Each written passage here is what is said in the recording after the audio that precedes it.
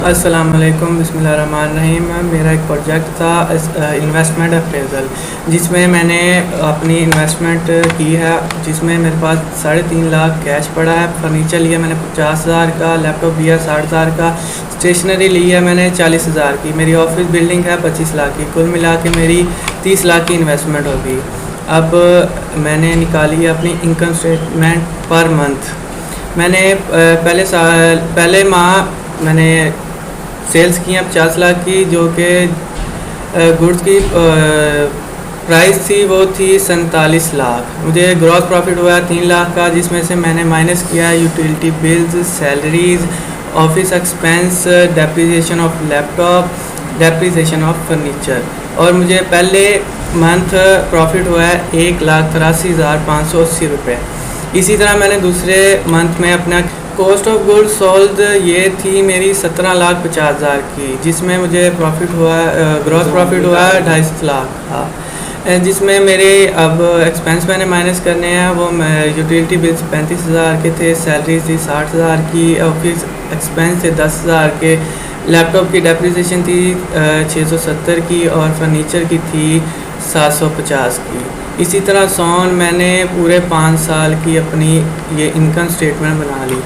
मेरा cash flow है, जिसमें मैंने इन्वेस्टमेंट की थी 30 लाख की। पहले साल मुझे प्रॉफिट हुआ 12 लाख समथिंग है, और दूसरे साल में 8 लाख समथिंग, तीसरे साल में भी 12 लाख समथिंग है, चौथे साल में 11 लाख है समथिंग, और पाँचवें साल में मुझे आया 10 लाख समथिंग प्रॉफिट। और मेरी disposable proceed from the investment, जो मेरा डिस्पोजेबल वैल्यू बची है, बिल्डिंग्स वगैरह जो भी है मेरे पास पड़ा, वो है 22 लाख कुछ।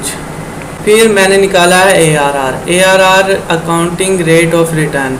इसका फार्मूला है average annual operating profit divided by average investment to earn that profit multiply by 100।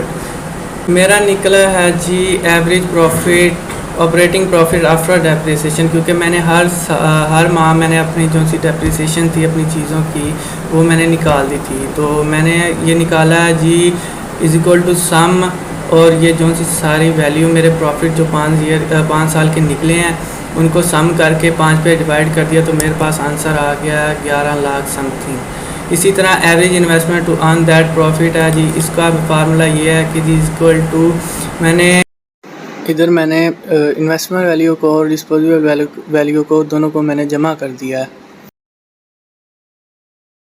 और डिवाइड कर दिया उसको 2 पे, और मेरा आया है आंसर 26 समथिंग। ARR कैलकुलेट किया है, तो ARR कैलकुलेट ऐसे करते हैं जी, मैं अभी दिखाता हूँ आपको। मैंने ARR का फार्मूला यूज़ करते हुए ऑपरेटिंग एनुअल प्रॉफिट जो सा है उसमें उसको डिवाइड किया annual investment to earn that profit, और मल्टीप्लाई कर दिया मैंने 100 के साथ, तो मेरा आ गया है 42%। तो मैंने क्यूमुलेटिव कैश फ्लो बनाया है, तो मैंने ये लिखा -30 लैक्स। जो मेरी इन्वेस्टमेंट थी इसके पीछे कोई अमाउंट नहीं थी, तो नेक्स्ट ईयर जो सा मेरा प्रॉफिट हुआ है मैंने इन दोनों को प्लस कर दिया, क्योंकि ये माइनस की वैल्यू बड़ी थी, इसलिए ये वैल्यू कम होगी। फिर देन अगली जो सी थी, पहले मैंने इनको जमा किया तो मेरा ये आंसर आ गया, फिर मैंने इन तीनों को जमा किया तो मेरा ये आंसर आ गया, फिर मैंने इन चारों को जमा किया तो मेरा ये आंसर आ गया। इसका मतलब ये है कि मेरा जो वो है पे बैक पीरियड इस 2 से 3 साल के बीच में आया है, 2 से 3 साल के बीच में। इसके बाद मैंने पे बैक पीरियड इसका जो सा कैलकुलेशन किया है, तो मेरा आया है जी, मैंने फार्मूला पुट किया, फार्मूला मेरा ये था कि मैंने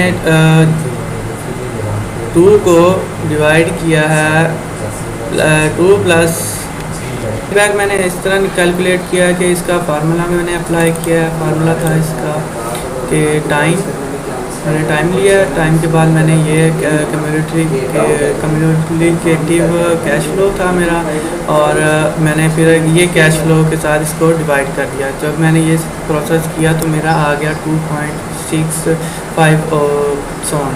तो मैंने जब 2 इयर्स निकाल लिए, इसमें से 0.6582 को मैंने मल्टीप्लाई किया 12 के साथ, तो मेरा आ गया 7.833 सम।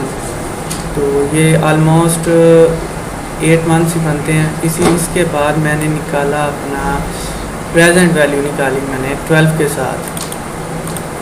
फार्मूला है, प्रेजेंट वैल्यू का फार्मूला है जी future value divided by bracket में 1 plus interest rate bracket close की पावर जो आपका साल होगा। तो मैंने जब इसको क्लिक किया तो मेरा ये आ गया। इसी तरह मैंने सारे अपने ये निकाल लिए, अपनी प्रेजेंट वैल्यू सारी निकाल ली। इसके बाद मैंने IRR निकाला है अपना, तो मेरा IRR निकला है 35.4023। ये मेरा IRR है। So this is my all project जो मैंने बनाया। Thank you.